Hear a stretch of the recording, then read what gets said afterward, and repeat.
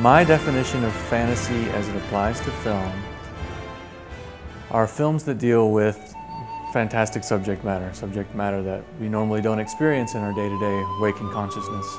This may have to do with fantastic make-believe worlds, imaginary people, imaginary universes, different parts that may concern, fantasy may concern different ways of being conscious. So I think fantasy basically is a motion picture that contains fantastic, imaginary, make-believe, or imagined elements. I think a fantasy film is a film that takes you to another world in one way or another. And that could be anything from like Star Wars, where you're in outer space, to Lord of the Rings, where it's not outer space, but it's a world very different from what we know, with different creatures, different landscapes, and even different ideas, to something as simple as, say, a ghost or something like that, where we're not talking about real wildly different things, but we're definitely dealing in a different realm. I would definitely define a fantasy as it relates to film as something that just goes beyond reality. It definitely, it goes out there beyond our imaginations, beyond anything that we can think of, ourselves, and it definitely tells us a story and takes us to a place that we could never create our own. Well, Lord of the Rings is different in two ways. Most fantasy stories are not as involved and have as many subplots and sub-threads. And Lord of the Rings is not it's not 3 movies. It's one long movie that was released serially. And anyone who was happy with the conclusion to either part 1 or part 2, anyone who felt any sort of completion wasn't following the story very well, because it took part 3 to figure out what in the heck we were doing. The Lord of the Rings picked up where Star Wars left off. As a matter of fact, it superseded Star Wars in many ways. First of all is the amount of money that was spent on the special effects, on the art direction, the production design, was exorbitant and was almost unprecedented at this time. So what you have was something truly remarkable in terms of fantasy film, and that is the studio system putting hundreds of millions of dollars into a 3-part project based on a book being directed by an unknown New Zealand director who previous work was mostly in horror and some fantasy. It's a real rare gamble for Hollywood to make, especially on a 3-picture deal.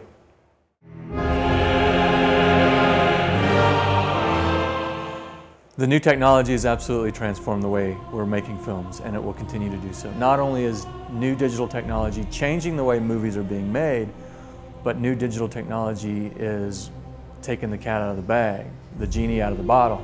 Things will never be the same.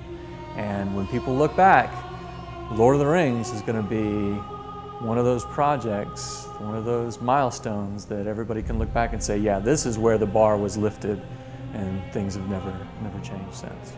In terms of the technology, it simply was the first of its kind.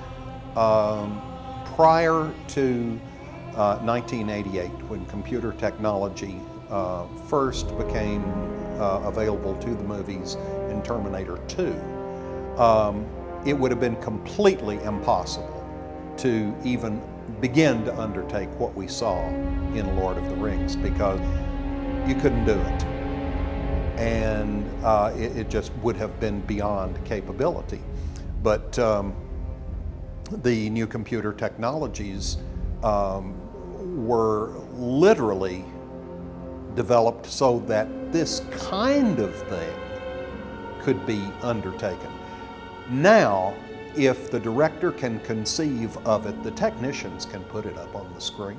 People kind of question when Lord of the Rings opened, will people buy a movie that's live action and that has that much computer generated animation in it and people love it, and you've seen it carry over into these other movies. You can certainly see how other series and other filmmakers have, I hate to use the word copied, but they've used some of that same technology. I don't know that it's totally changed it. Harry Potter has done the same thing. So I don't know that it's totally changed it, but it sure has changed it to a large degree. Because now in all these fantasy, fiction, fairy tale type movies, you will see a mix of live action and computer generated animation, and Lord of the Rings certainly got that started. Lord of the Rings was a really interesting combination of very old traditional Hollywood film special effects techniques, which using miniature technology, stop action, costuming, set design, and using state-of-the-art, brand new digital and CGI effects.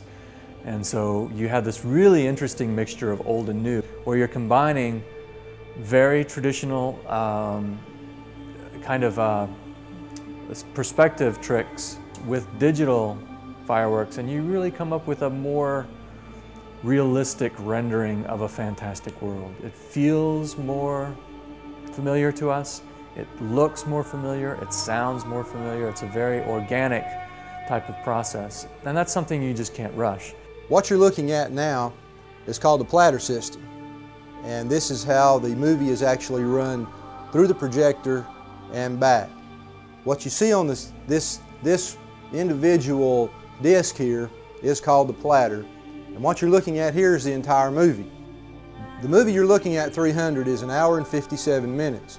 Lord of the Rings is roughly 3 hours long, and it really pushes the limit, because if you can see this on the camera, Lord of the Rings is going to come all the way to the edge. The thing is huge. It's going to come all the way to the edge.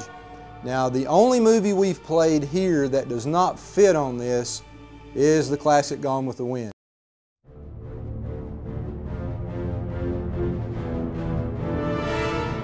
I have to admit, I wasn't somebody who read the books first. I just went with my mother on a whim just to go see it, and ended up falling in love with those stupid hobbits. And I went and bought all of the books, started reading The Two Towers first because I couldn't wait.